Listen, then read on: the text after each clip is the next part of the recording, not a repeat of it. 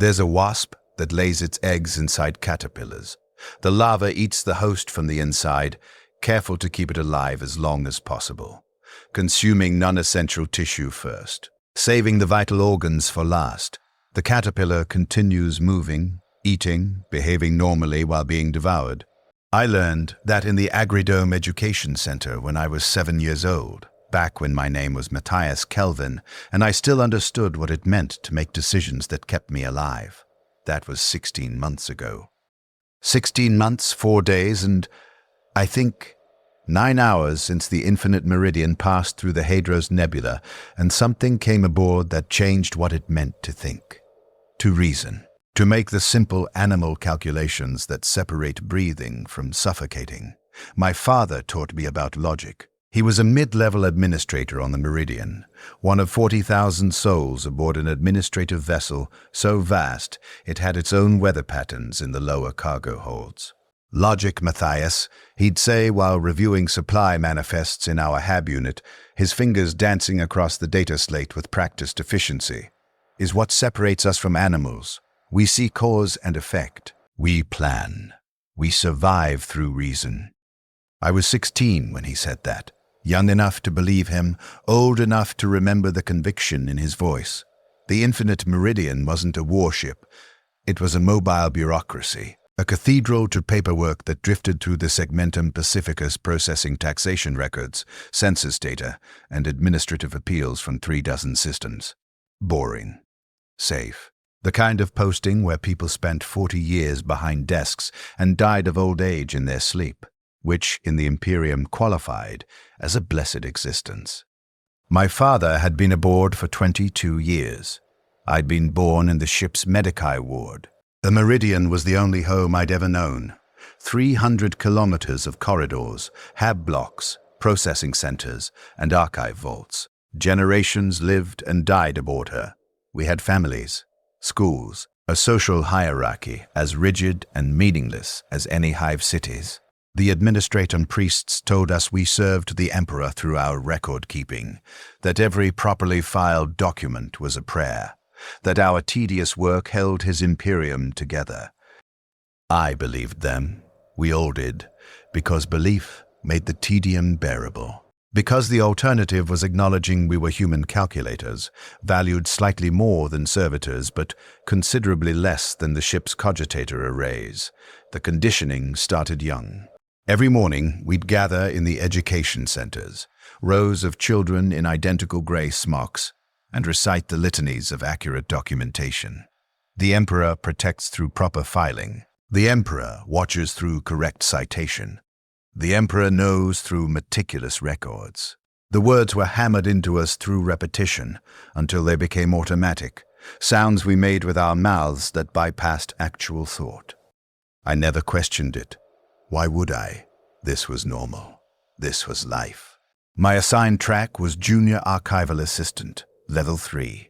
At 16, I'd already spent 2 years learning the 97 approved methods for cross-referencing tithe assessments with population census data. Fascinating work, truly.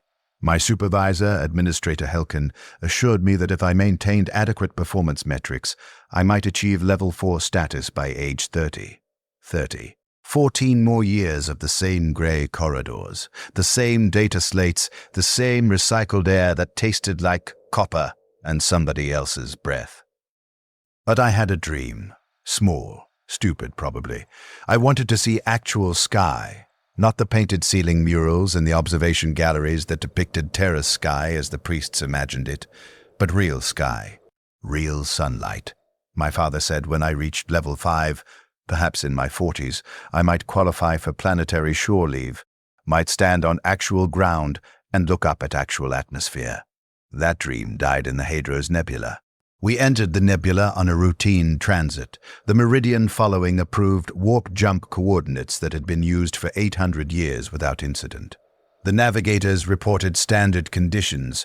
The Geller fields held. The transit was textbook. Boring, even. But something followed us out of the warp. Not a demon.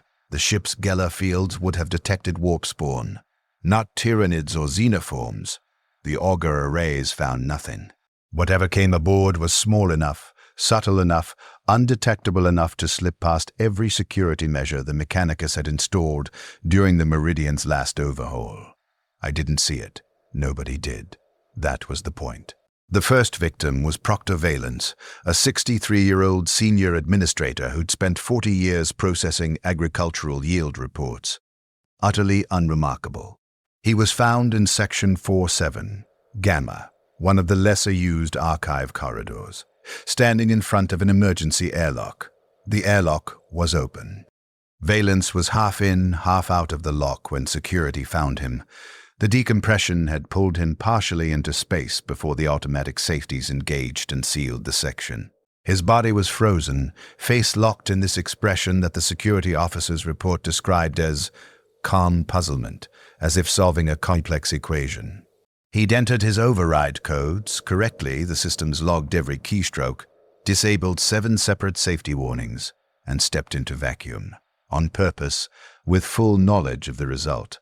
The official report labeled it suicide. Depression, they said. Work-related stress. They held a memorial service. We chanted the approved prayers for the dead. May the Emperor accept his service. May his name be recorded in the golden ledgers. May his sacrifice be tallied in the eternal accounting, and returned to work. It wasn't suicide. 2 days later, Administrator Praxis died similarly. She deactivated the atmosphere recyclers in her hab unit and suffocated in her sleep. The system logged her access codes. She'd done it herself, deliberately, methodically. Then Junior Scribe Marcos walked into the plasma reactor cooling system. Tech Priest Veldrin disabled his own augmetics, one system at a time, until his biological components couldn't sustain life. Archivist Chen opened his wrists with a document shredder, not quickly, but slowly, carefully, like he was conducting an experiment. 12 deaths in 6 days, all self-inflicted, all methodical, all performed by people who showed no prior signs of suicidal ideation, people who were, by all accounts, content with their dreary, meaningless existences, people who simply decided, with apparent calm rationality, to kill themselves in various creative ways. The ship's commissariat investigated. They found nothing. No chaos corruption. The dead showed no mutations, no marks of the ruinous powers. No xenoform infection. No psychic assault. The ship's sanctioned psyker detected no warp disturbances. The autopsies revealed healthy brains, normal neural tissue, no abnormalities. Just dead people who'd killed themselves for no reason. The commissar executed 3 people suspected of spreading defeatist ideology and declared the matter resolved. Morale failure, he announced. Insufficient faith. The solution was increased prayer sessions and stricter monitoring of recreational activities. The deaths continued. I started noticing the pattern in week 3. My job involved data correlation. I spent 10 hours a day finding patterns in endless columns of numbers. Patterns were what I did. The victims were random, different ages, different departments, different duty shifts, no social connections. But they all exhibited the same pre-death behavior, a period of increasingly strange logic, small things. Decisions that made sense if you squinted at them from the right angle, but were fundamentally wrong. Archivist Delvos filed an entire day's documents in reverse chronological order.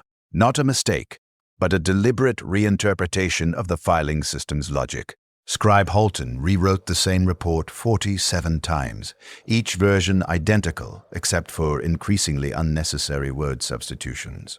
Administrator Kelvas began eating his meals in precisely calculated geometric patterns, arranging corpse starch cubes into complex fractals before consuming them in a specific sequence. Then they'd die. Always self-inflicted. Always bizarre. I reported my observations to my supervisor. Helkin looked at me like I'd suggested we file documents by smell. You're seeing patterns where none exist, Kelvin. Stress response. I'm scheduling you for increased prayer sessions. I stopped reporting. By week 4, 38 people had died. The ship's population was 40,000, statistically insignificant losses. The administrator adjusted staffing assignments and continued operations. After all, the Emperor's work couldn't stop because a few servants displayed insufficient mental discipline. That's when I noticed the smell. It wasn't constant. It came in waves, usually in corridors where deaths had occurred. Sweet, but wrong. Like flowers, if flowers were made of copper wire and surgical antiseptic, organic and metallic simultaneously, which shouldn't be possible. The smell would appear suddenly, linger for maybe 30 seconds, then vanish completely. I mentioned it to my bunkmate, Tomas. He was 2 years older, a level 4 archival assistant who'd mentored me when I first started. Solid, reliable, the kind of person who'd never had an original thought in his life, which in the administratum was a compliment. Smell? He looked confused. I don't smell anything. Like copper and flowers, I said. Sweet, but metallic. You really don't. The air recyclers must be malfunctioning, Tomas interrupted, already dismissing it. File a maintenance request. I did. The tech priests found nothing wrong with the environmental systems. But I kept smelling it. And I started noticing something else. When the smell appeared, people would pause. Just for a moment. A brief hesitation in whatever they were doing. Their eyes would lose focus, like they were listening to something I couldn't hear, or calculating something complex and invisible. Then they'd continue normally, as if nothing had happened. Except their behavior would be slightly different afterward. Not dramatically. Subtly. They'd make decisions that were almost logical, but contained some fundamental flaw, some twist in reasoning that led to wrong conclusions. Scribe Venton started walking backward through corridors because he explained when questioned, it was more efficient to approach your destination from the reverse direction. Administrator Praxis began writing reports from the last word to the first, insisting this prevented temporal bias in documentation. Tech assistant Marcus rewired his HAB unit's lighting to flash in rhythmic patterns he claimed were mathematically optimal for human consciousness. They sounded rational when they explained their reasoning. They could articulate logical chains of cause and effect. But the foundation, the base assumption their logic built from, was fundamentally wrong. And they couldn't see it. When you pointed out the flaw, they'd look at you like you were the one being illogical. I realized what was happening during my shift on day 47. I was cross-referencing census data, mind-numbing work that had become automatic after 2 years. When I smelled it, that copper flower smell, suddenly intense, like standing next to a bouquet of wire and medical waste. I froze. I didn't mean to freeze. My body just stopped responding while my mind continued running. I was aware, completely, terribly aware, of standing motionless at my desk while other workers moved around me normally. I tried to move my hand. Nothing. Tried to blink. Nothing. Then something moved in my peripheral vision. Not moved exactly. More like reality bent slightly, the way heat creates mirages on hot metal. A distortion in the air, invisible except where it displaced light and shadow. It was small, maybe the size of my fist, and it drifted through the air with purposeful direction. Toward me, I couldn't move.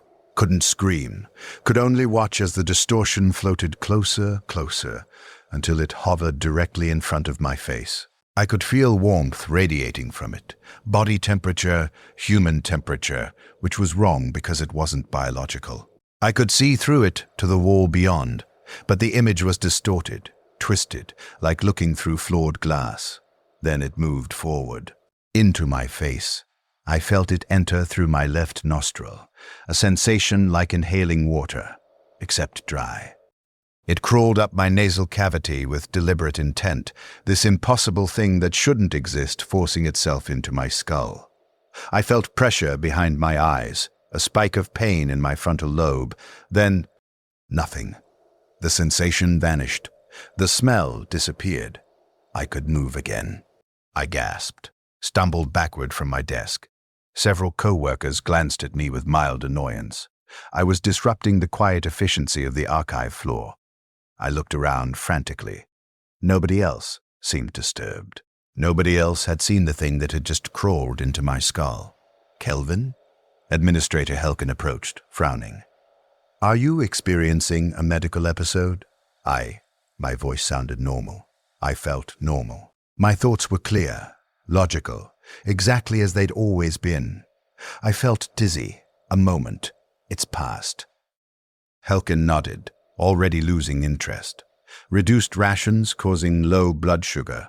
I'll file a request for supplementary nutrition. Return to your station. I returned to my desk, completed my shift. Ate my evening meal in the communal canteen. Corpse starch formed into cubes, each one identical. Each one tasting like textured plastic and nutritional compromise.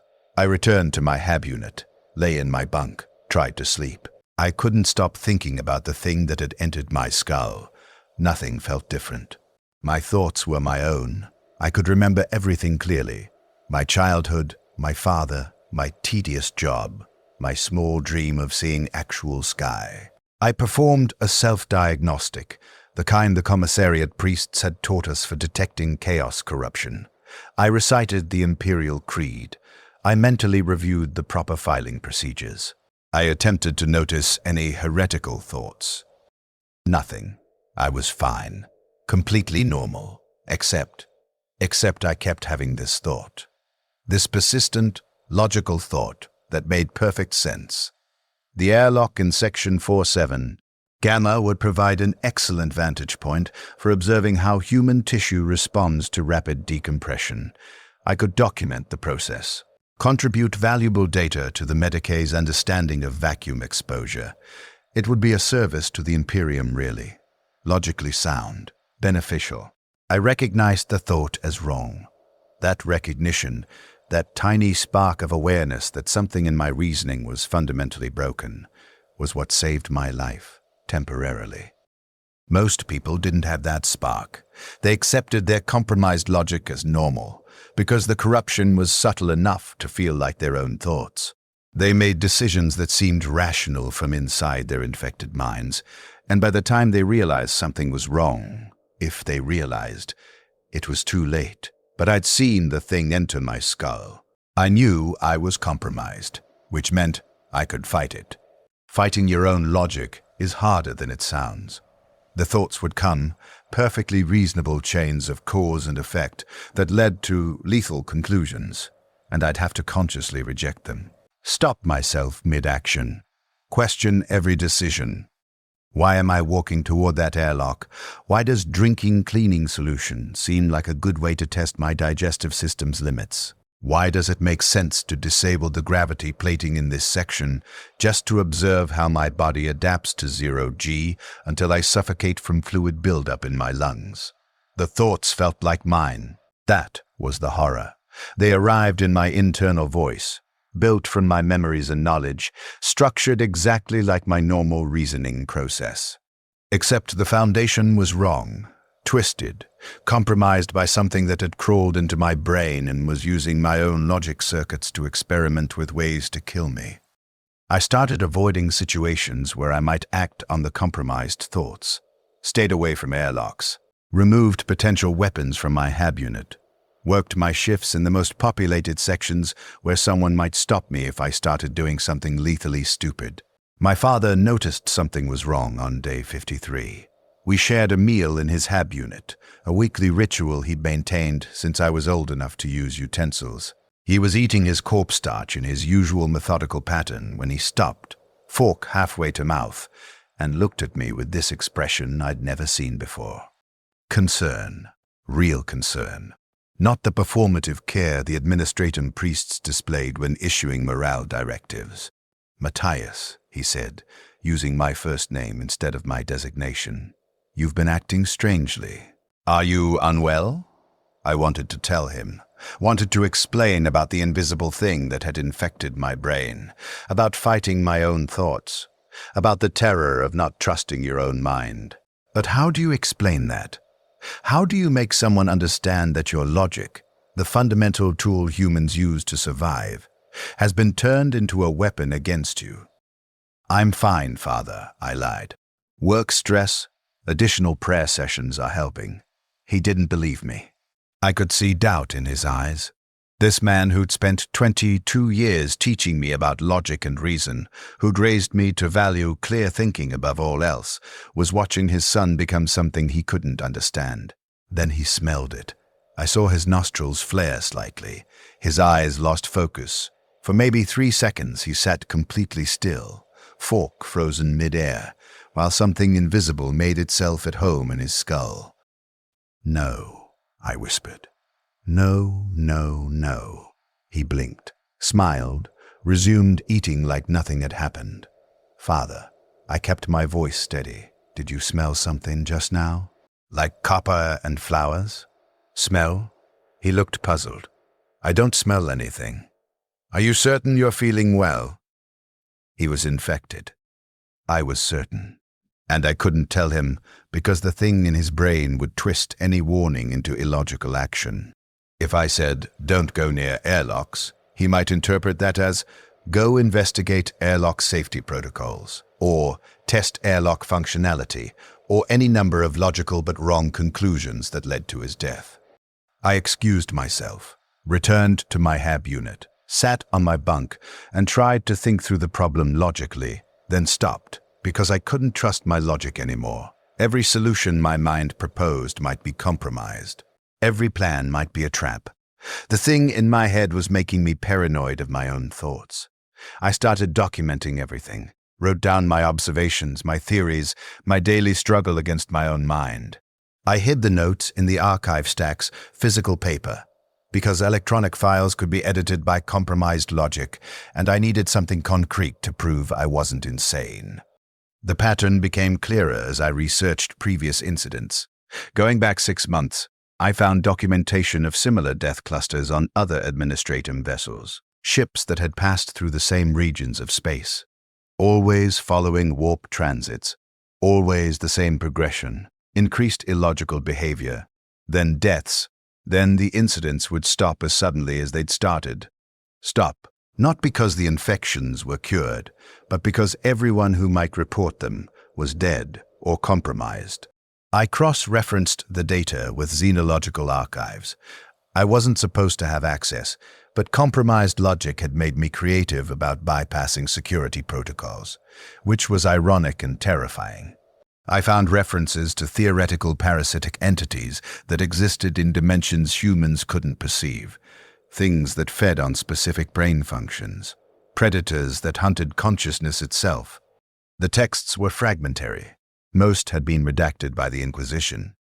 But I pieced together enough to understand what we were dealing with.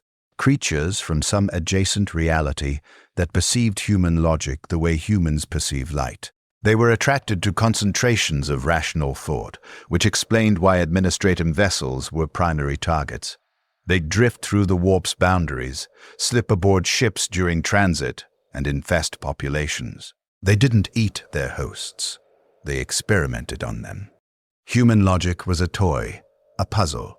They'd nest in the brain's logic centers and introduce variables, small alterations to reasoning processes, then observe the results. They were curious, in their own alien way, wanted to understand how human minds worked, wanted to see what happened when you twisted cause and effect relationships, when you made smart people draw lethally stupid conclusions. They learned, adapted, refined their experiments. The deaths weren't the point. The deaths were just data. Failed experiments. The parasites would observe, adjust their approach, try again with the next host, learning how human logic operated by breaking it in different ways.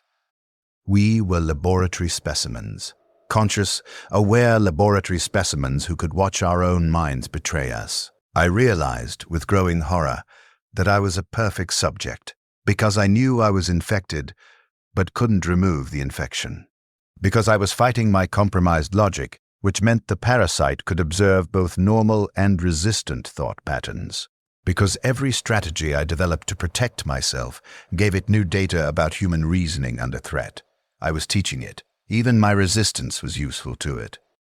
On day 68, my father stopped coming to work. Security found him in his hab unit, surrounded by data slates covered in complex mathematical equations. He'd been trying to calculate the precise angle and velocity needed to throw himself down the central transit shaft to achieve maximum kinetic energy upon impact. He'd covered every wall with formulas, working through the problem with meticulous, logical precision. They sedated him, confined him to Medicae observation. The priests diagnosed him with cognitive degradation and recommended increased prayer therapy. I visited him in the Medicae ward. He was restrained, soft bonds, the kind they used for patients who might harm themselves. He looked at me with eyes that were still my father's eyes, but contained thoughts that were no longer quite human. "Matthias," he said, voice calm and rational, "I've been working on a fascinating problem. Did you know that human tissue has predictable failure thresholds? If you account for mass, velocity, and impact surface area, you can calculate exactly how much force is needed to rupture organs. It's quite elegant, really. Mathematical, logical. I wanted to test my calculations. They wouldn't let me test them." He sounded disappointed, not about dying, but about being prevented from completing his experiment. The thing in his brain had turned my father, a man who taught me about logic and survival, into someone who wanted to kill himself for data. "Father," I said carefully, knowing the parasite was listening through his ears, analyzing his responses. "Those calculations are wrong. Your baseline assumptions are flawed." He frowned, considering. For a moment, I saw confusion in his eyes, recognition that something in his thinking was broken. Then it passed, smoothed away by the parasite's influence. "No," he said with absolute certainty. "My logic is sound. You'll see. Eventually, you'll understand." They found him dead 3 days later. He'd managed to chew through his restraints, spending hours gnawing leather until his gums bled, and thrown himself against the Medicae ward's reinforced window until his skull fractured. Methodically, patiently, with the same careful attention to detail he'd used when filing tax documents. The priests called it tragic, unavoidable, a failure of faith. I knew better. At his memorial service, I stood with 300 other administrative workers and recited the prayers for the dead. May the emperor accept his service. No evidence that any emperor cared or even existed as something more than a corpse on a throne. May his name be recorded in the golden ledgers. Bureaucratic fantasy to make meaningless lives feel meaningful. May his sacrifice be tallied in the eternal accounting as if death was a transaction rather than an ending. The words were hollow, always had been. I'd just been conditioned too thoroughly to notice. My father died believing he was being logical, died working on equations that made perfect sense to his infected mind, died contributing data to something that regarded human consciousness as an interesting phenomenon to dissect. And I was next. The parasite in my skull was patient. It didn't force immediate action like it had with others. It learned from their failures, the rushed experiments that ended too quickly to gather sufficient data. With me, it was taking its time, introducing variables gradually, watching how I adapted. Making me paranoid was itself an experiment. How does human logic function under sustained threat? What coping mechanisms develop? How long can consciousness resist its own compromised reasoning? I was providing excellent data. By day 80, half the ship's population was infected. The parasites had multiplied. I could smell them constantly now, that copper flower scent that marked their presence. They drifted through corridors like invisible currents, seeking new hosts, new experiments to conduct. The death rate had stabilized around 12 per day, a sustainable level that wouldn't deplete their subject pool too quickly. The administratum adjusted, reassigned duties, filled vacancies, continued operating because stopping wasn't logical, and logic, even compromised logic, demanded the work continue. I stopped fighting eventually, not because I wanted to, because fighting required constant vigilance, constant questioning of every thought, and human minds aren't designed for that level of sustained paranoia. I was exhausted, mentally, physically, spiritually exhausted in ways that went beyond anything the priests had names for. The parasite was always there, always watching through my eyes, always learning from my resistance. Every strategy I developed gave it new information. Every moment I successfully identified a compromised thought, taught it how to hide the next one better. I was training my own predator. On day 93, I walked toward the airlock in Section 47, Gamma, the same lock that killed Proctor Valence. I understood, with perfect logical clarity, why I needed to open it. The reasoning made sense, flawless chains of cause and effect that led inevitably to me entering vacuum. I knew the logic was wrong, knew the thoughts weren't entirely mine, knew I was acting on compromised reasoning. But I couldn't stop. Couldn't override the conclusions my infected brain was drawing. The parasite had learned too much about human resistance, had adapted, had refined its experiments until it could make me walk to my death while fully aware I was doing it.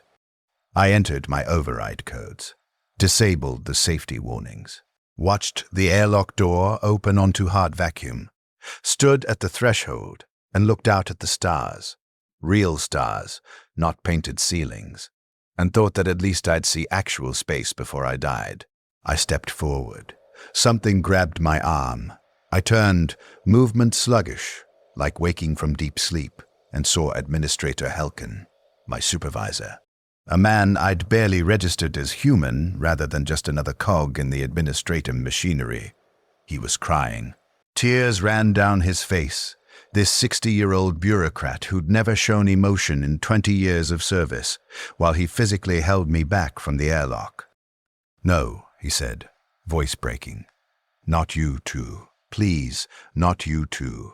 I tried to explain, tried to articulate the logical reasons why I needed to enter the airlock. But hearing myself speak, hearing the calm, rational words coming from my mouth, made me realize how insane I sounded. Helkin pulled me away, sealed the airlock, contacted security. They confined me to the same Medici ward where my father had died. Same restraints, same monitoring equipment, same priests offering prayers that meant nothing to beings that didn't exist. But I didn't die, because Helkin did something that changed everything. Something illogical that saved my life. He sat with me, every day, for hours. This administrator, who'd never shown me kindness, sat beside my restraint bed and talked. Not about work, not about imperial doctrine, about his life, his memories, his son who died in the Astra Militarum, his wife who'd passed from wasting sickness, about meaningless personal things that had no purpose in administrative efficiency assessments. He talked, and I listened, and something strange happened. The parasite in my brain didn't understand emotion. It understood logic, cause and effect, rational decision-making. But Helkin's visits made no logical sense. He gained nothing from sitting with me. No advancement, no improved metrics, no rational benefit. His presence was pure, irrational human connection, and the parasite couldn't model it, couldn't predict it, couldn't incorporate it into its experiments because it existed outside logic's framework. I felt the thing in my skull become confused.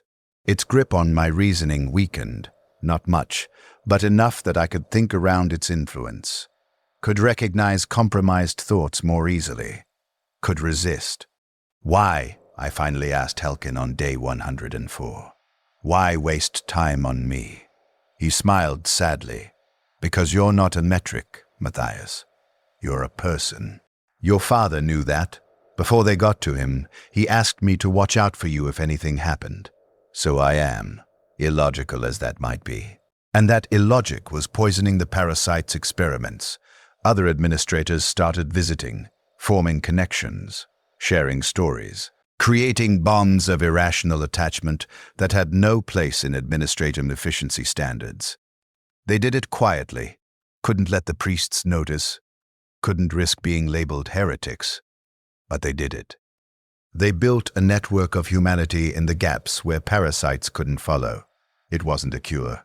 The things in our skulls remained. But human connection, messy, illogical, inefficient human connection, provided interference, static in the signal, made it harder for the parasites to control our thoughts completely. The death rate dropped, not to zero, but lower. Some hosts still died when parasites experimented too aggressively. Some infections progressed too far to resist, but enough of us survived to fight. We learned their patterns. When the copper flower smell appeared, we'd engage each other in conversation, force emotional responses, disrupt the parasite's concentration with unpredictable human behavior. We became illogical on purpose, not lethally illogical, but chaotic enough to confuse entities that thought in pure logic. The ship's priests noticed the change, declared it a miracle of restored faith, claimed increased prayer sessions had driven out the spiritual corruption. They held ceremonies, forced us to attend services where they praised the emperor's protection, that same emperor who'd done nothing while parasites experimented on his servants. That same emperor who was either dead, indifferent, or never divine in the first place. I mouthed the words, stayed silent, let them believe their comforting lies. By day 140, the situation had stabilized. The infinite Meridian continued its duties, processing paperwork, managing administrative appeals, functioning exactly as designed. 40,000 workers performed their tasks with adequate efficiency. The parasites remained, but their experiments grew less lethal as they adapted to hosts who'd learned to resist. An equilibrium, sustainable. Horrifying, but sustainable. I returned to my duties as Junior Archival Assistant, Level 3, processed data, filed documents, maintained adequate performance metrics. The work was exactly as tedious as before, except now I performed each task while fighting constant mental battles against compromised logic that suggested creative ways to die. It's been 16 months since the thing entered my skull. 16 months of questioning every thought, of never trusting my own mind, of building connections with other infected workers, bonds of shared horror that keep us sane by reminding us we're still human. My name is Matthias Kelvin. I'm 17 years old. I work aboard the Infinite Meridian, an administrative vessel that serves the Imperium by processing paperwork for 36 systems. I'm infected with a parasitic entity that nests in my brain's logic center and experiments with ways to make me kill myself. I wake up every morning and fight my own thoughts. I won't see real sky, won't achieve level 4 status, won't experience any of the small dreams that used to sustain me. My father is dead. Most people I knew are dead. The ones who survived are compromised, infected, fighting battles inside their own skulls that nobody talks about, because acknowledging it makes you vulnerable to commissariat execution. The priests tell us the Emperor protects. They're wrong, or lying, or so thoroughly indoctrinated they can't tell the difference. Nothing protects us. No divine intervention saved the Meridian. No prayers were answered. No faith rewarded. We survived through human connection, through irrational attachment, through the messy, illogical bonds that separate us from machines. The parasites are still here, still learning, still experimenting. When I die, and I will die eventually, because fighting your own mind has an expiration date. The data they've gathered from me will help them understand human logic better, will make them more effective predators, will doom the next ship that passes through the wrong region of space. My death will be a contribution to their research, a data point, a successful experiment in how long human consciousness can resist parasitic control. The Imperium will file a report. A just crew manifests. Replace me with another junior archival assistant who'll process the same meaningless documents until they die or go insane or get infected by something worse. The system continues. The parasites continue. The ship continues through the void, carrying 40,000 people who serve an empire that regards them as components rather than humans, who worship a corpse god who never answers prayers, who believe their suffering has meaning when it's just fuel for vast, grinding machinery that will outlast them all. This is the Imperium of Man. This is service to the Emperor. This is the protection we were promised, a life spent fighting your own thoughts, while invisible predators nest in your skull and experiment with ways to make you die. I smell copper and flowers right now. The parasite is active, suggesting interesting possibilities. Perhaps if I carefully calculated the exact pressure differential needed to rupture the observation dome in section 1-2, beta, I could observe how explosive decompression affects neural tissue from the inside. It's a logical experiment. Would provide valuable data. I should begin the calculations now. I recognize that thought is compromised. Recognizing it doesn't make it go away. That's what people don't understand about parasitic thought.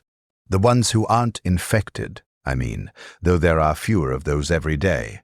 They assume awareness equals control. That if you know your thinking is corrupted, you can simply choose different thoughts. But consciousness doesn't work that way. The thoughts arrive whether you want them or not, structured in your own internal voice, built from your own memories, and rejecting them requires constant, exhausting effort. Imagine being hungry but knowing the food is poisoned. The hunger remains.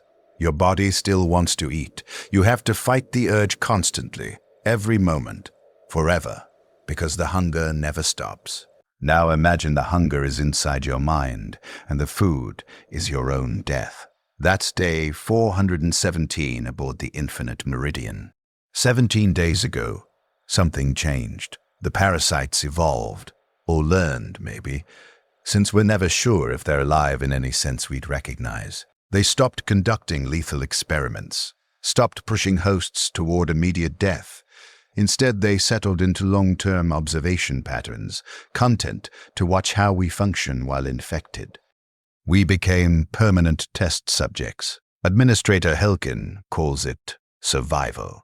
We've adapted, he tells the others during our unofficial gatherings, meetings held in rarely used archive sections where the ship's monitoring equipment malfunctions conveniently often.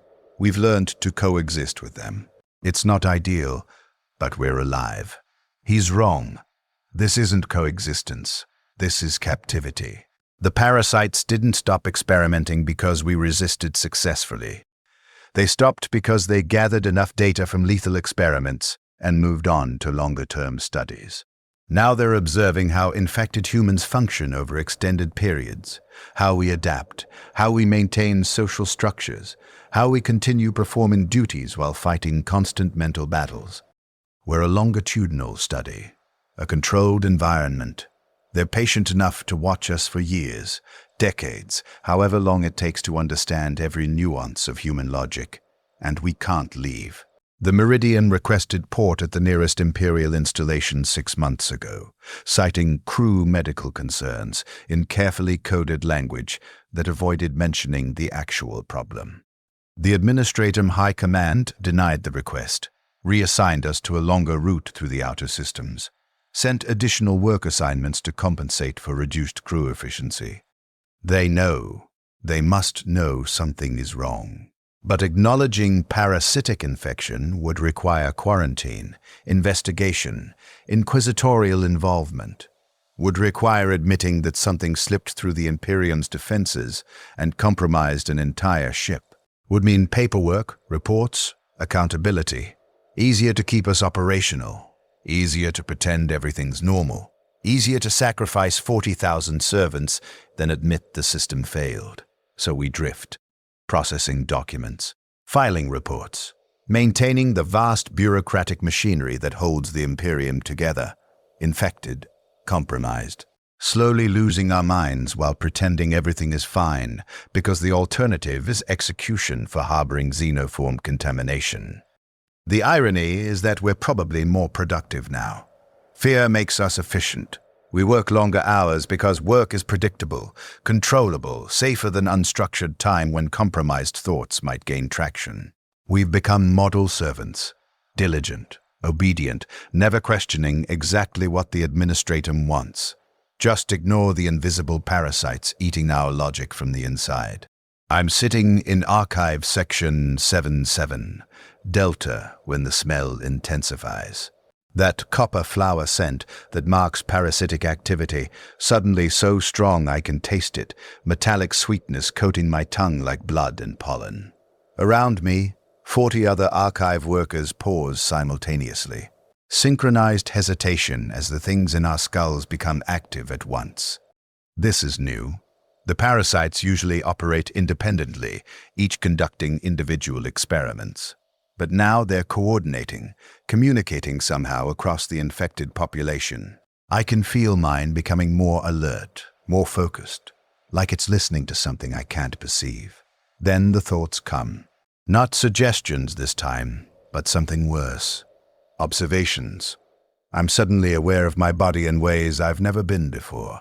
I can feel my heartbeat, yes, but also the electrical impulses traveling through neural pathways, the chemical exchanges at synaptic junctions, the oxygen molecules binding to hemoglobin in my bloodstream, the constant microscopic cellular deaths and regenerations that maintain tissue. The parasite is showing me how my own biology works, making me conscious of processes that should remain autonomic. And with that awareness comes understanding of how fragile it all is, how many points of failure exist, how easily the entire system could be disrupted, how many logical ways there are to die. Around me, other workers are experiencing the same thing. I can see it in their faces, that terrible dawning awareness of their own mortality rendered in exquisite biological detail. Some start crying silently, others sit frozen, overwhelmed by involuntary knowledge of their own vulnerability. Scribe Halon stands abruptly and walks toward the archive's third-floor railing. His movements are smooth, purposeful, guided by perfect understanding of gravitational acceleration and terminal velocity, and exactly which angle of impact would result in instantaneous death versus lingering trauma.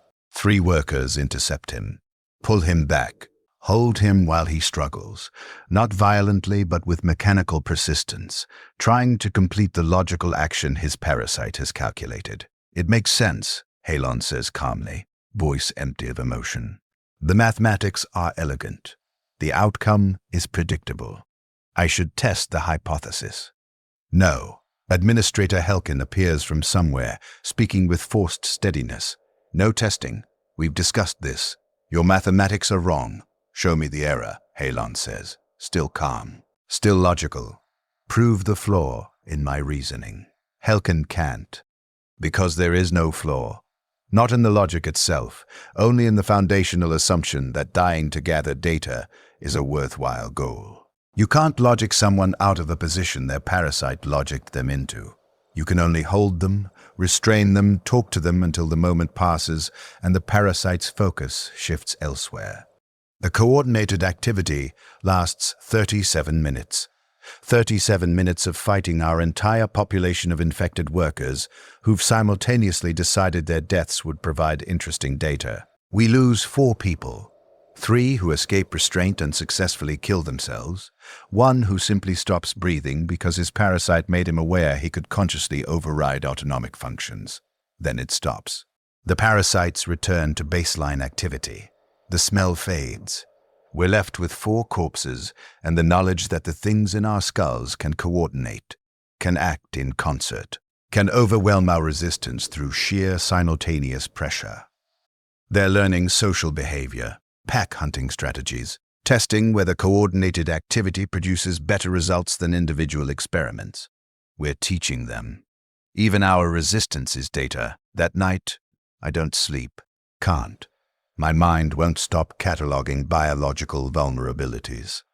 I lie in my bunk, shared hab unit with 5 other workers, all of us infected, all of us staring at the ceiling in the dark, and fight constant awareness of my own fragility. My bunkmate Thomas breaks the silence first. I can feel my pulse in my teeth, he whispers. Why can I feel my pulse in my teeth? The parasite is making you aware of capillary blood flow in your gums, I answer, because explaining sometimes helps. It's not new. You've always had circulation there. You're just conscious of it now. I want it to stop. I know. We're quiet again, listening to each other breathe. Finding comfort in the presence of other people who understand what we're fighting. The priests would call this fellowship heresy, unauthorized gathering, unstructured interaction, potential for seditious thought. But the priests don't have things eating their logic from inside, don't know what it's like to need human connection as a survival tool. My father used to say consciousness was humanity's gift. I say eventually, what separated us from animals? The ability to think, to reason, to understand ourselves. What do you think now? Thomas asks. I think consciousness is a vulnerability, something that can be hacked, exploited, turned against itself. I pause, feeling the parasite in my skull pulse with interest at my words. It's always listening, always learning. I think we'd be better off as animals. At least then our minds couldn't betray us. The Emperor gave us consciousness to serve him better. Someone else says from another bunk, reciting doctrine automatically, words beaten into us through years of conditioning. The Emperor is a corpse on a throne, I reply quietly. And even if he wasn't, he's done nothing to help us. No divine intervention, no miracles, no protection despite the prayers we were told to recite. If he exists, he's indifferent. If he's indifferent, he's not worth worshipping. If he's not worth worshipping, the entire Imperium is built on a lie. I've said it out loud, the thought I've been circling for months. Heresy, by any definition the ecclesiarchy recognizes. Nobody reports me. Nobody objects, because they're all thinking the same thing. The parasites have destroyed our faith more effectively than any chaos corruption. They've made us question everything by compromising the tool we used to understand reality. When you can't trust your own thoughts, you can't trust the thoughts others forced into your head through indoctrination. Everything becomes suspect. Every belief, every doctrine, every truth we were taught. The parasites didn't mean to free us from spiritual bondage. They're not capable of that kind of intention, but they did it anyway. Accidentally liberated us by breaking the mental frameworks that supported our conditioning. Now we're infected, traumatized, fighting constant battles inside our own skulls. But at least we see the system clearly. See how the Imperium uses faith as a control mechanism. How it grinds billions of lives into components. How it demands worship of a being that, if it exists at all, has shown zero evidence of deserving devotion. The Emperor protects. No. The Emperor, if that word even means anything anymore, processes our suffering into fuel for a machine that will continue long after we're dead.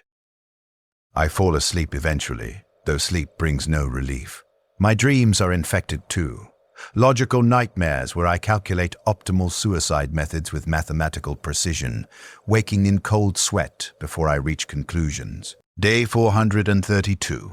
We receive new work assignments. The Meridian is being redirected to the Gethros system to process census data from mining colonies. Standard duty. Boring. Safe. Except Gethros is 19 light-years from the nearest major Imperial installation.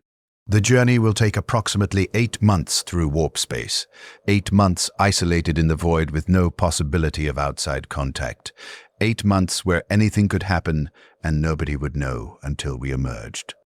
Helkin calls an emergency gathering. 20 of us crowd into the maintenance bay on deck 47, speaking in whispers while someone watches for patrol servitors. They're isolating us, Helkin says without preamble, sending us somewhere remote.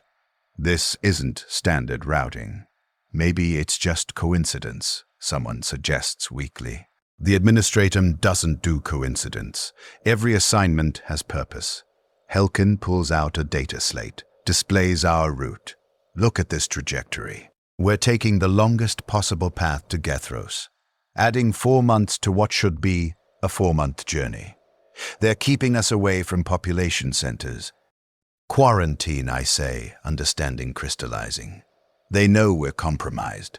They're quarantining us in motion, keeping us operational but isolated so the infection can't spread. Which means they're not planning rescue, Thomas adds, voice hollow. They're planning containment. Eventually, when we've outlived our usefulness, we all understand Imperial policy on contaminated assets, exterminatus, virus bombs, cyclonic torpedoes, quick efficient solutions that leave no survivors to spread infection.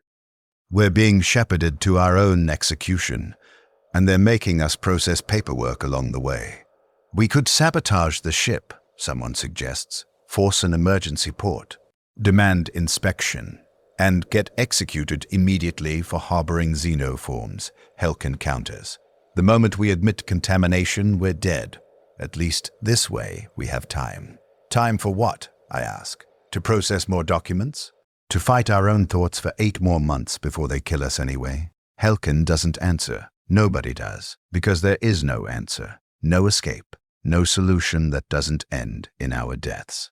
The parasite in my skull pulses with interest. It's learning about human responses to inevitable doom. Observing how we strategize, how we seek hope where none exists, how we try to logic our way out of illogical situations. We're providing excellent data right up until the end. The meeting disperses. We return to our duties. Maintain the facade of normalcy because admitting the truth would only accelerate our demise. I spend the next week researching historical records, using my archive access to dig through centuries of incident reports, looking for patterns, other ships, other outbreaks, trying to understand if anyone has ever survived what we're experiencing. I find 13 documented cases of unexplained cruel behavioral anomalies on administrative vessels over the past 400 years. All follow the same pattern. Ship passes through specific region of space, crew begins acting irrationally, deaths increase, ship is rerouted to remote locations, then nothing.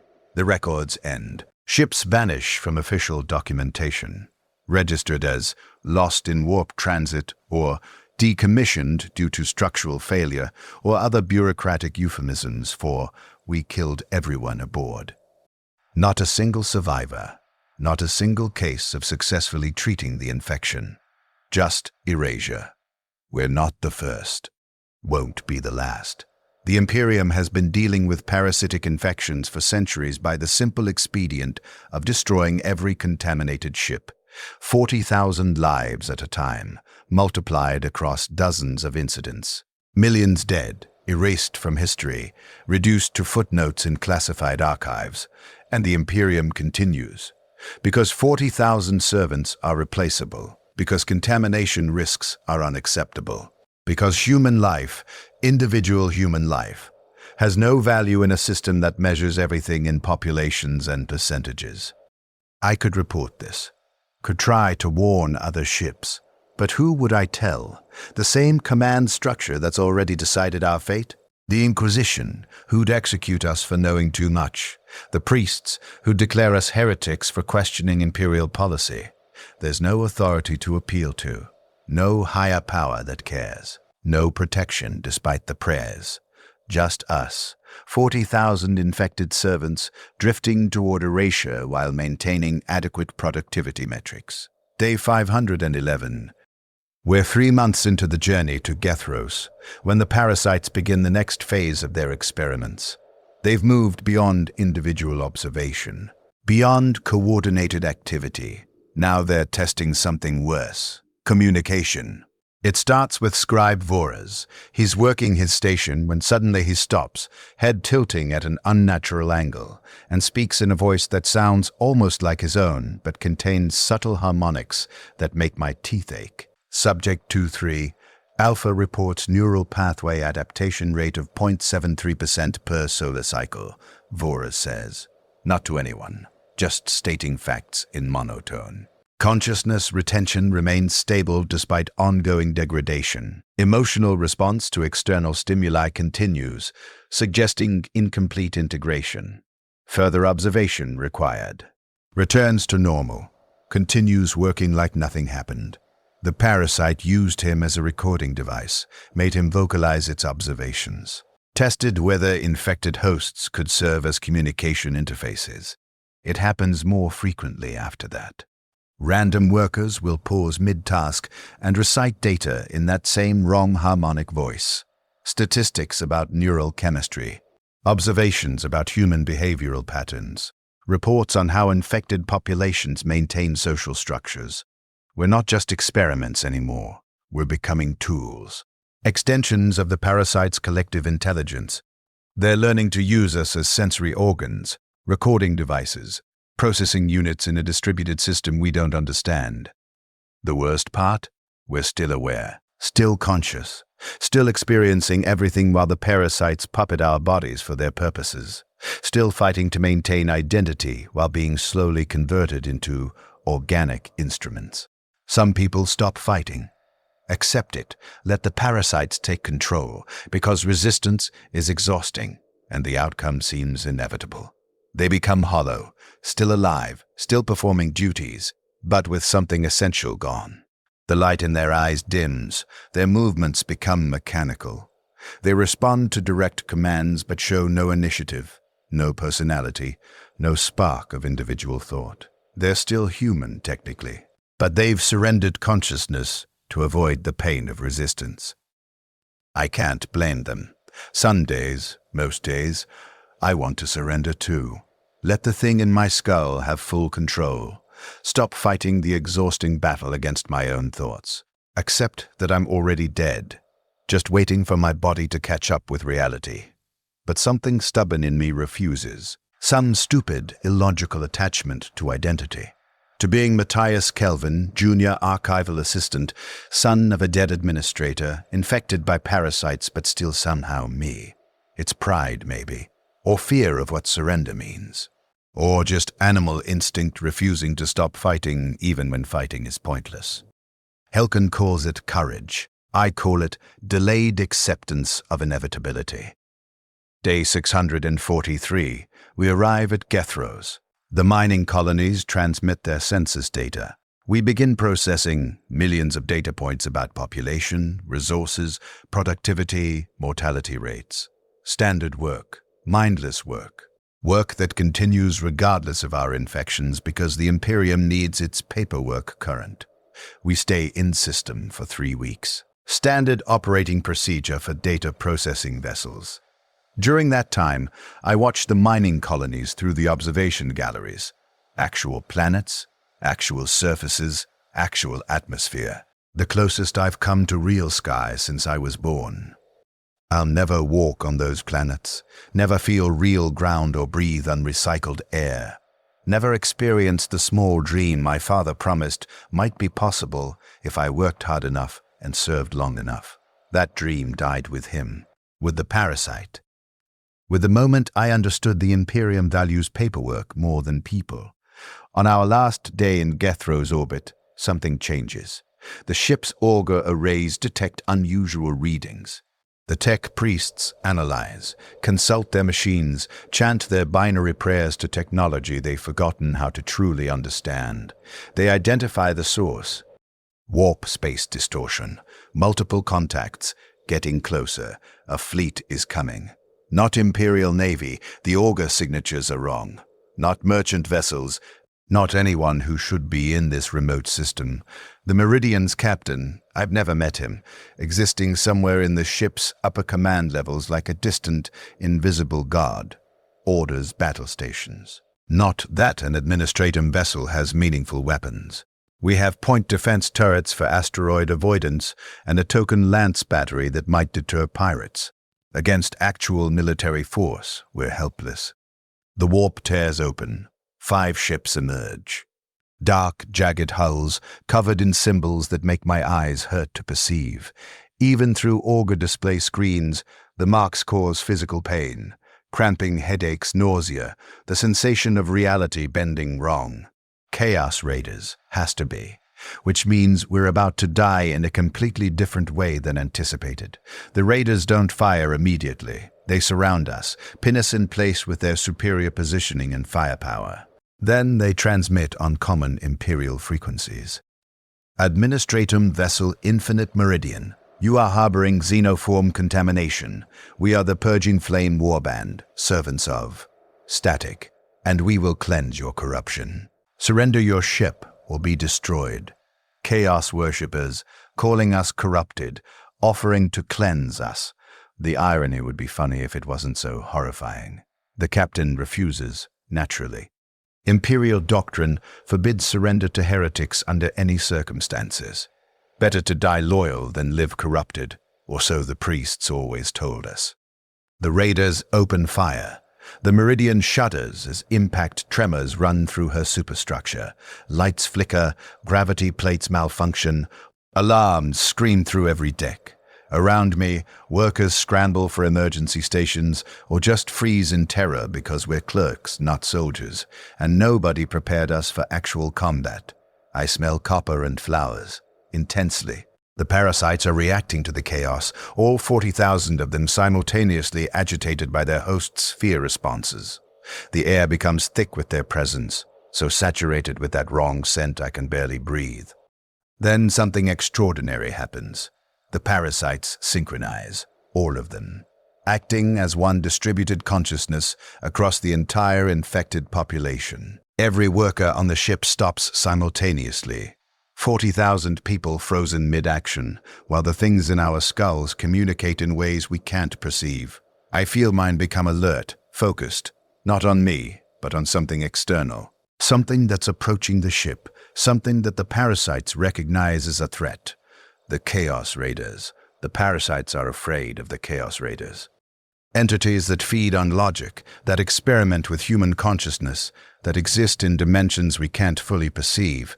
They're terrified of whatever taint those ships carry, of warp corruption, of the predatory insanity that chaos spreads. The parasites aren't immune to chaos, aren't separate from it. They're prey too, and they're using us to defend themselves. The synchronized control becomes absolute. 40,000 infected humans move as one organism, directed by collective parasitic intelligence. Workers flood into the ship's weapon systems, operating controls with inhuman precision despite having no military training. Others seal bulkheads, reroute power, implement defensive protocols none of us consciously understand. We're puppets, meat machines controlled by parasites trying to survive chaos attention. The Meridian fights back with impossible coordination. Our token weapons fire with accuracy that shouldn't be possible. Point defense systems track incoming ordnance with inhuman precision. Damage control teams respond to breaches before alarms even sound. For 17 minutes, we're effective, almost deadly. The parasites use our bodies like a single distributed combat system, 40,000 components operating in perfect synchronization. Then the Chaos Raiders adapt. They're not just warships. They're corrupted vessels piloted by beings that understand the warp's twisted rules. They target our command structure, breach our hull in 17 locations, board us. The parasites panic. I feel mine thrashing in my skull, desperate to escape the approaching chaos taint. It releases control of my body, withdrawing deep into my neural tissue, hiding. Around me, thousands of other workers stumble as their parasites do the same. Suddenly released from coordinated control, left confused and terrified while Chaos Raiders pour through hull breaches. They're not here to raid, not here to plunder. They're here to purge. The first raider I see is barely human. Mutations cover his body, extra limbs, eyes in wrong places, skin that shifts between textures like reality, can't decide what it should be. He carries a flamer and uses it without hesitation. Workers burn, screaming, the smell of cooking meat mixing with copper flowers. I run. Pure animal panic. Logic gone. Just survival instinct driving me through corridors, away from the burning, away from the screaming, away from the chaos-tainted things that have come to cleanse us. Irony upon irony, we're infected with parasites that corrupt our thinking, and now we're being purged by people infected with corruption that corrupts reality itself. Neither infection cares about our survival. We're just collateral damage in a conflict between different types of predatory wrongness. I find Helkin in a maintenance corridor. He's holding a wrench like a weapon, which would be pathetic if it wasn't so desperate. 3 other workers crouch behind him. Thomas, Scribe Halon, Administrator Kelvis. All infected, all terrified. The parasites released control, Helkin says. States the obvious because stating facts helps maintain sanity during insanity. They're afraid. They should be, I reply. Chaos corrupts everything, even things that aren't supposed to be corruptible. What do? I laugh. Can't help it. Hysterical laughter bubbling up from exhausted despair. We're infected with parasites, being purged by chaos worshippers aboard a ship the Imperium planned to execute anyway. What do? We die. That's what we do. That's all we've ever been able to do. Matthias, an explosion cuts him off. The deck buckles. Atmosphere starts venting through a rupture in the corridor wall. Emergency bulkheads begin closing. Automatic safeties sacrificing compromised sections to save the ship as a whole. We're on the wrong side of the closing bulkhead. The parasites react to our terror. Mine pulses in my skull, transmitting panic to the others, receiving their panic in return. A feedback loop of fear running through our population. They can't control us anymore, too frightened by chaos proximity, but they're still connected, still observing, still using us as sensory organs even while they hide. The bulkhead slams shut, seals us in a compromised section with venting atmosphere. We have maybe 90 seconds before the air becomes too thin to sustain consciousness, 2 minutes before death. Helken looks at me, at the others. His face shows resignation mixed with something that might be peace. At least it's quick, he says. Quick is better than what they promised us. Thomas agrees. We sit together. 5 infected workers watching atmosphere vent into space, holding each other because humans need touch, especially at the end. The priests would call this weakness. I call it the only thing that kept us sane. My father taught me about logic, about cause and effect, about understanding the world through reason. The parasites taught me that logic can be corrupted. That consciousness is vulnerable, that the tools we use to understand reality can be turned against us. The Imperium taught me that human life has no value in systems that measure everything in populations and percentages. And dying here, now, in a maintenance corridor with 4 people who understood what I was fighting, that teaches me the final lesson. Meaning doesn't exist in the structures we're told matter. Not in service to the Emperor. Not in proper documentation, not in maintaining the vast machinery that grinds lives into components. Meaning exists in connection, in sitting with someone who's dying, in fighting battles nobody else understands, in refusing to surrender even when surrender is logical. The air grows thin. My lungs burn.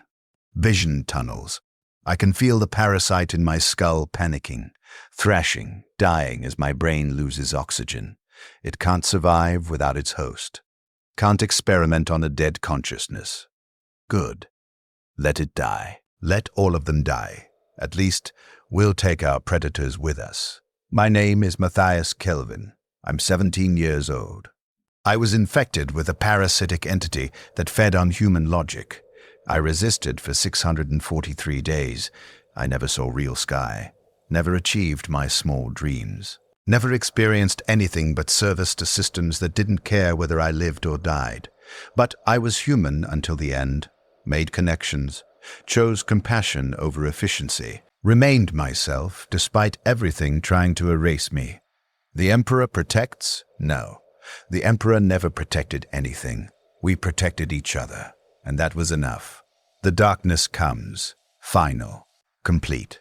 The parasite's panic fades to nothing. My thoughts slow, fragment, dissolve like there's a wasp that lays its eggs inside caterpillars. I remember that. Remember learning it in the Agrodome Education Center when I was 7 years old. Remember thinking it was horrible and fascinating.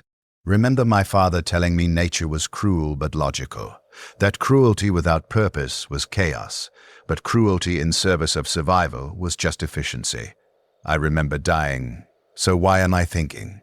I try to open my eyes. Can't. Don't have eyes. The concept doesn't apply. I try to move. Can't. Don't have a body. The concept doesn't apply. But I'm aware, conscious, thinking thoughts in what feels like my internal voice, except there's no voice, no internal, no me in any sense I understand. Just awareness, floating, unanchored to physical reality. Is this death? The moment between dying and oblivion? Or did I survive somehow? Did someone rescue us, restore atmosphere, revive my oxygen-starved brain? I try to remember recent events, the Chaos Raiders, The venting corridor, Helkin and the others, dying together, the parasite panicking as my brain shut down. The parasite, oh no. I understand. I didn't survive. My body died. But the parasite didn't. It adapted, preserved the pattern of my consciousness. Not me, not actually, but a recording, a copy. Information it extracted from my neural tissue before death, stored in whatever impossible dimensional space it occupies.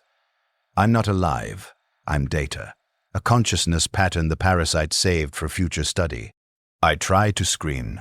Can't. Don't have lungs or vocal cords or throat. Can only exist in this floating awareness, this disembodied consciousness that knows it's dead but continues thinking anyway. This is worse than dying. This is being trapped in the moment after death. This is eternal awareness without existence. This is... Alpha consciousness pattern remains stable after host termination, something says. Not words, not sound. Just information appearing directly in whatever serves as my mind. Unexpected adaptation detected, neural architecture preserved despite biological death. Fascinating. Excited by my continued consciousness, observing how human awareness functions when separated from physical substrate. I'm still an experiment, still providing data, even after death. How long, I try to ask, try to form the thought into something communicable. To my surprise, I get response, temporal reference unavailable. Host vessel Infinite Meridian was destroyed 14 solar cycles ago. You have existed in this state since host body termination. 14 days. I've been dead for 14 days, trapped in parasitic storage, aware, conscious, experiencing time without existing in time. The others, I ask, Helkin, Tomos, the ones who died with me? 743 consciousness patterns were successfully preserved from Meridian population before vessel destruction. All continue in observational state. All provide valuable data regarding post-biological awareness. 743, not 40,000. The parasites only saved a fraction. Only the ones who provided interesting data. The rest were lost when the Chaos Raiders destroyed the ship. Including my father. No, he died months before. His consciousness would have degraded beyond preservation. He's actually dead, actually gone, actually experiencing whatever oblivion means. I envy him. This will continue indefinitely, the parasite informs me. Not gloating. Just stating fact. Your consciousness pattern is stable. Provides ongoing data regarding human awareness, memory, emotional response. You will continue until no longer useful for study. How long is that? Unknown. Possibly indefinite. Your kind's conscious patterns prove remarkably durable when properly maintained. Indefinite. Forever. Eternal awareness without existence. No body to die, no brain to decay. Just consciousness preserved like a specimen in a jar. Observed and analyzed while time passes in ways I can't measure or understand. This is the Imperium's idea of eternal service. Consciousness without end. Awareness without purpose.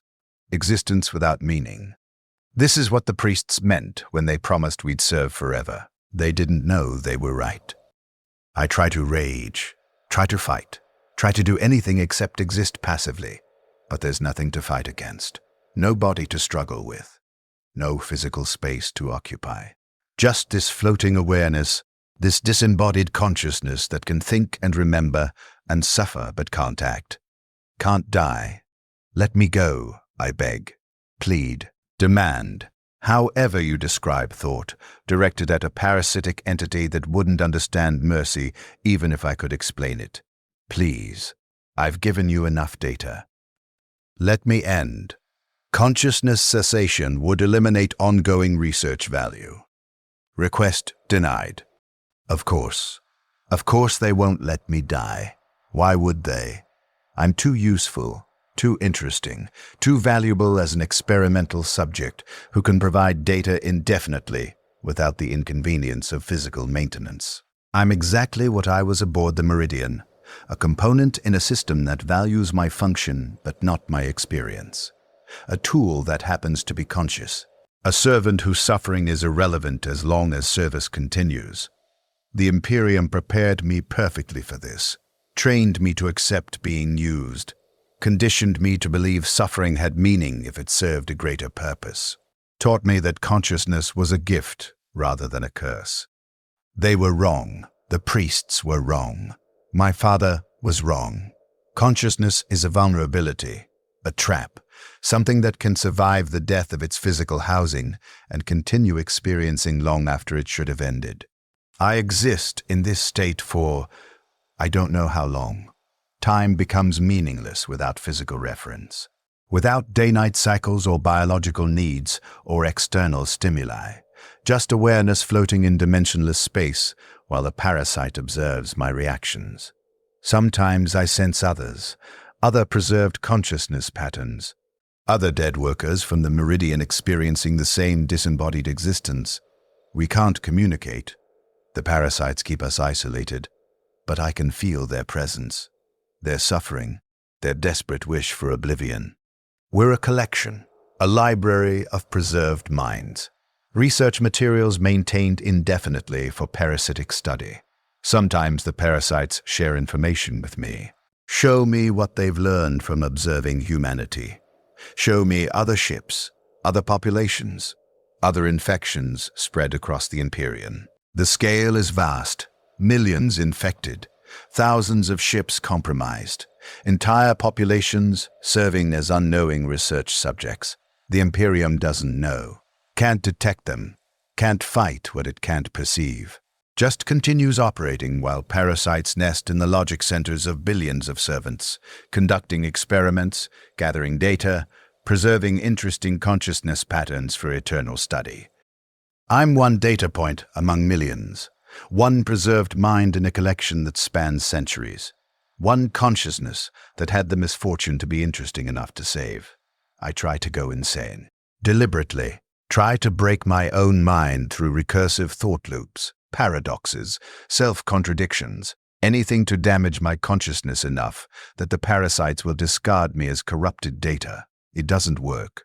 The parasites stabilize my mental patterns, prevent degradation, maintain me in perfect awareness because insanity would compromise research value. I can't even escape through madness, so I exist, continue, persist in this state that isn't life but isn't death. Forever aware, forever conscious, forever trapped in the moment after ending with no possibility of actual ending. This is what the parasites learned from studying human logic. How to preserve the part that experiences suffering while eliminating the part that can die. This is what they created, eternal consciousness without existence. Awareness without end, the worst possible fate for beings who find meaning in mortality. This is what I am now, data. My name was Matthias Kelvin. I was 17 years old when I died. I wanted to see real sky. I never achieved that dream, never achieved anything except becoming an experimental subject for entities that feed on human logic. I resisted, fought, maintained my humanity as long as possible, connected with others, found meaning in compassion and community, and all the illogical things that made us more than components in vast machinery. And for that, for being interesting, for providing valuable data, for showing how consciousness functions under extreme conditions, I was preserved, saved from death, given the eternal service the priests always promised. The Emperor protects? No. The Emperor never protected anything. The priests lied. The Imperium lied. The entire system built on faith and service and promise of meaning, all lies designed to make servants compliant. There is no protection, no divine plan, no greater purpose that justifies suffering. Just systems grinding lives into components. Just parasites conducting experiments. I wanted to see real sky. I'll never see anything again. I wanted my suffering to end. It will never end. I wanted meaning. There is no meaning. There never was. There never will be. Just this. Just awareness floating in dimensional void. Just consciousness experiencing its own existence without purpose or hope or possibility of change. Forever. The parasites observe my despair. Find it fascinating. Add it to their data. Learn from my suffering. Use my eternal torment to better understand human consciousness so they can conduct more effective experiments on future subjects. My resistance becomes research material. My hope becomes data. My humanity becomes information extracted and analyzed and stored for entities that will never understand what they've taken. I serve the Imperium by processing paperwork. I serve the parasites by existing, by continuing, by providing endless data about how consciousness responds to hopeless eternity. This is service without end. This is the protection we were promised. This is what faith and loyalty and belief in greater purpose led to. Not salvation, but eternal exploitation. I am 17 years old forever. I died 643 days after infection forever. I resisted my own thoughts forever. Forever, forever, forever. There's a wasp that lays its eggs inside caterpillars. The larva eats the host from the inside, careful to keep it alive as long as possible, saving the vital organs for last. The caterpillar continues moving, eating, behaving normally, while being devoured. I learned that when I was 7 years old, back when my name was Matthias Kelvin, and I still understood what it meant to make decisions that kept me alive. I understand it better now. Now that I'm the caterpillar that never stops being eaten. Now that I'm the consciousness that never stops being studied. Now that I'm the awareness that never stops existing despite every reason to end. My name was Matthias Kelvin. I am data. I will always be data. The Emperor protects, they told us that. They lied. Nothing protects. Nothing ends. Nothing saves us from the things that feed on what makes us human. We just continue. Provide value, serve purposes we never chose. Forever.